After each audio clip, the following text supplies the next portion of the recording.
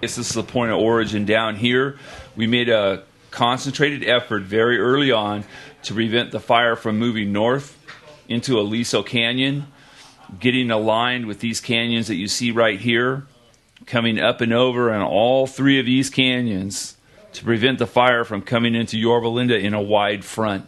And it all concentrates right on San Antonio Boulevard.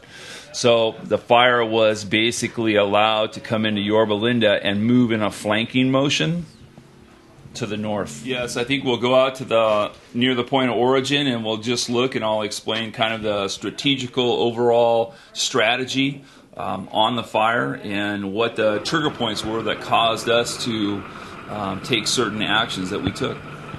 Right now we're in the city of Corona.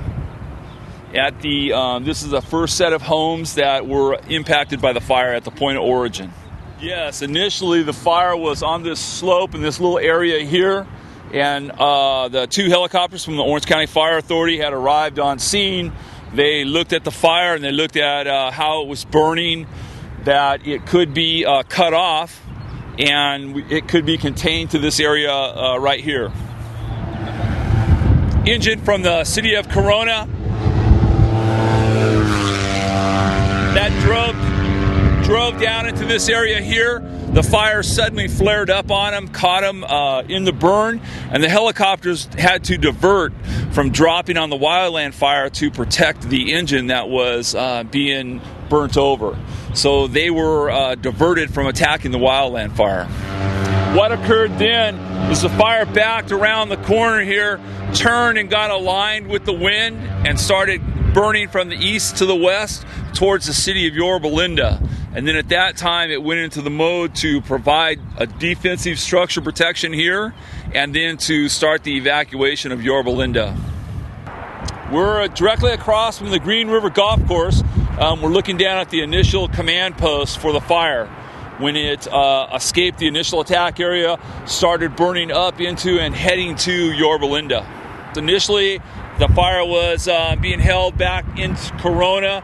Then it spotted. It was wind carried the embers down onto this slope, which is aligned perfectly with the wind.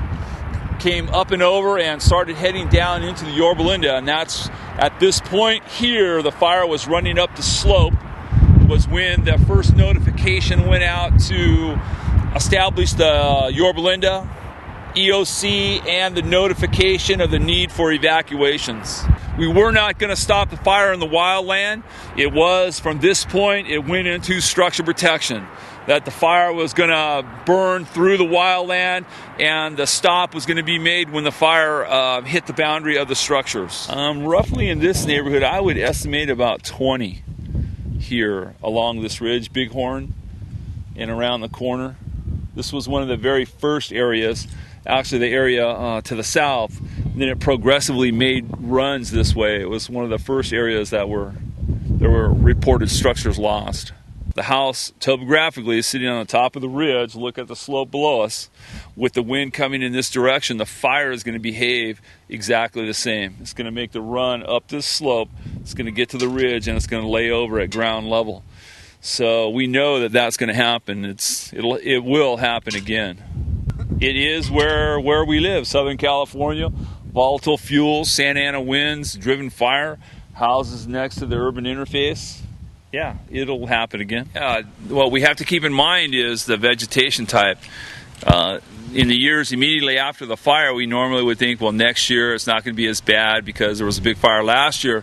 It's typically the plant species that takes over is the grass. The grasses will grow predominantly for the first 5 years. What that really means is if there's another fire, it's going to move through that area. It burns faster through grass than it does through the heavy vegetation. So it's really not until the next 5 to the 15-year period when the vegetation starts growing back, sprouts new limbs, there's fresh foliage on it, that really the fire behavior drops. So that period between the first year and 5 years is still extremely dangerous.